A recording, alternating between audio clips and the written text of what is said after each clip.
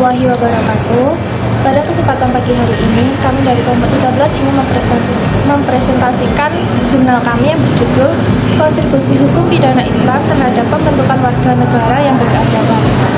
Jadi hukum pidana Islam adalah contoh hukum yang bertujuan menjaga ketertiban sosial dan menegakkan keadilan. Dalam Islam, hukum pidana tidak hanya menekankan penghukuman, tetapi juga perbaikan individu di masyarakat sesuai prinsip maqasid al-syariah. Hal ini mencakup perlindungan agama, jiwa, akal, keturunan, dan harta yang mencerminkan keadilan retributif dan restoratif. Hukum pidana Islam sebagai instrumen pembentuk karakter warga negara. Hukum pidana Islam tidak hanya bertujuan menegakkan hukum, tetapi juga membentuk karakter individu yang berkeadaban melalui pencegahan kejahatan dan rehabilitas moral pelaku. Prinsip maqasid al-syariah menjadi landasan dalam menciptakan keseimbangan antara hak individu dan kepentingan masyarakat. Berbeda dengan sistem hukum lain yang cenderung retributif, hukum pidana Islam lebih menekankan rehabilitas moral melalui pendidikan agama dan sosial. Hukum yang memberikan bertujuan untuk membimbing pelaku kembali ke jalan yang benar dan berkontribusi positif bagi masyarakat. Selain itu, masyarakat berperan aktif dalam mendukung proses pemulihan pelaku agar dapat berbuat kembali secara baik. Hukum pidana Islam tidak hanya menegakkan keadilan hukum, tetapi juga membangun harga negara yang bertanggung jawab, toleran, dan menghormati nilai-nilai moral, menciptakan masyarakat yang lebih harmonis dan berkeadaban.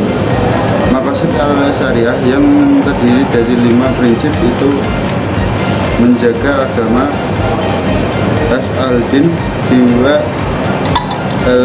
al-anfas, akal, al-alaq, keturunan, al-ans, dan harta. Al-anmal merupakan dasar dalam pelaksanaan hukum Islam. Prinsip-prinsip dan bertujuan untuk melindungi kehidupan individu dan masyarakat sekaligus menciptakan warga negara yang berkeadilan, adil, dan bertanggung jawab. 5 prinsip utama maqasid al-syariah. 1. Al-din, menjaga agama, memberikan perlindungan terhadap kebebasan beragama dan melarang tindakan yang merusak nilai agama. 2. Al-anfus, menjadi jiwa melindungi hidup individu melalui hukuman yang profesional terhadap pelanggaran seperti pembunuhan. Prinsip ini membangun kesadaran warga negara tentang pentingnya hak asasi manusia dan keselamatan bersama. Al-akal, menjaga akal, melarang tindakan yang merusak akal, merupakan konsumsi narkotika, dan mendukung pendidikan. Ini menciptakan warga negara yang rasional, etis, dan mampu membuat keputusan yang bijaksana. Keempat yaitu al-ansal, menjaga keturunan, melindungi kehormatan keluarga dengan melarang berzina dan tindakan lain yang merusak nilai moral. Prinsip ini mendukung kestabilan sosial dan kehormatan keluarga. Al-mal, menjaga harta, menjamin perlindungan hak memiliki individu dengan melarang pencurian, penipuan, dan perampokan. Ini mendorong tanggung jawab sosial dan kesejahteraan ekonomi yang adil. Selanjutnya, tantangan integrasi hukum pidana Islam dalam sistem hukum nasional. Yang pertama, keberagaman budaya dan agama Indonesia adalah negara dan populasi yang beragam dari segi agama, budaya, dan etnis. Penerapan hukum pidana Islam secara universal dapat menimbulkan resistensi, terutama dari kelompok non-Muslim yang khawatir terhadap potensi diskriminasi. Oleh karena itu, penerapannya harus dilakukan secara kontekstual, mempertimbangkan kebinekaan dan menjaga harmoni sosial. Yang kedua, Keseimbangan antara hukum agama dan hukum positif sistem hukum Indonesia memadukan hukum adat, agama, dan positif di bawah kerangka Pancasila dan Undang-Undang 1945. Nah, hukum pidana Islam harus diselerasikan dengan prinsip hak asasi manusia dan keadilan universal yang dijamin oleh hukum positif, seperti penanganan pelanggaran moral atau agama agar tetap sesuai dengan prinsip kemanusiaan yang adil dan beradab. Yang ketiga, keragaman sosial dan budaya lokal. Keberhasilan penerapan hukum pidana Islam di Aceh tidak serta-merta dapat diterapkan di wilayah lain tanpa adaptasi. Setiap daerah memiliki kekhasan sosial dan budaya yang harus diperhatikan, sehingga implementasi hukum pidana Islam secara luas memerlukan pendekatan yang inklusif dan dialog dengan masyarakat setempat.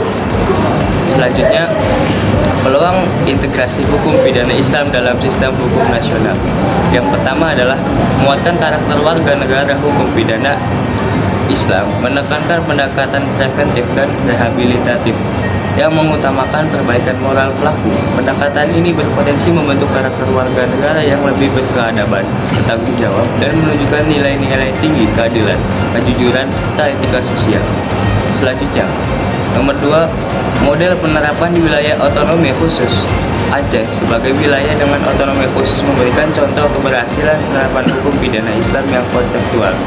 Model ini dapat diadaptasikan oleh wilayah lain melalui pendekatan yang dialogis dan mempertimbangkan karakteristik lokal sehingga tidak menimbulkan konflik sosial. Selanjutnya, yang ketiga, sinergi dengan Pancasila dan Undang-Undang Dasar 1945.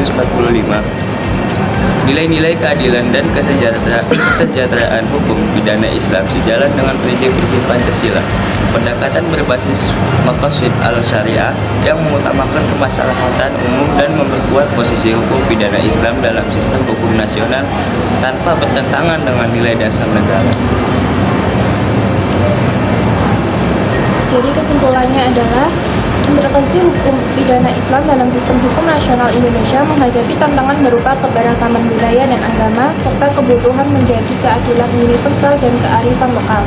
Namun, peluang besar terletak pada perannya dalam pembentukan karakter bangsa melalui pendekatan preventif dan rehabilitatif. Keberhasilan penerapan di Aceh menunjukkan pentingnya dialog dan kerjasama antara pemerintahan dan masyarakat untuk menciptakan hukum yang inklusif dan harmonis. Pendekatan ini memungkinkan tercapainya keadilan sosial yang sesuai dengan prinsip hukum Islam dan nilai dasar negara.